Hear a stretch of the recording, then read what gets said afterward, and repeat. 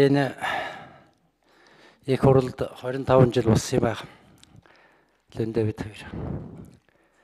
Энэ хугацаанд сая энэ огцруулах гарын үсэгт бичигт хожууч гэсэн гарын үсэг сурсан явдал миний 25 жилийн хугацаанд хийсэн хамгийн хүнд улс төр үйлдэлээ. Энэ засгийн газрын бүрэлдэхүүнд миний хамтран зүтгэгчид дүүнэр ажиллаж байгаа.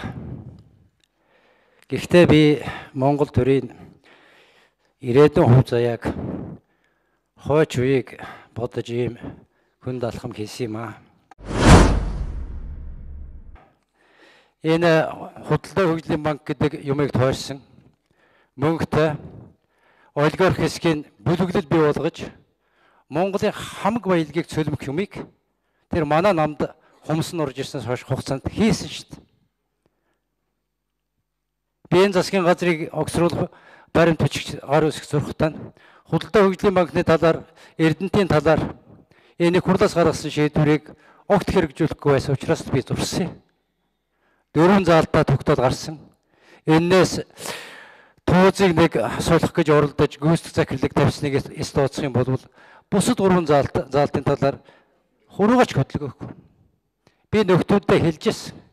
Та нар энэ хувилдааныг таслан зогсоох ёстой шүү. Таслан зогсоож чадахгүй бол засгийн газар чинь эвгүй байдалд орно шүү нөхдүүд.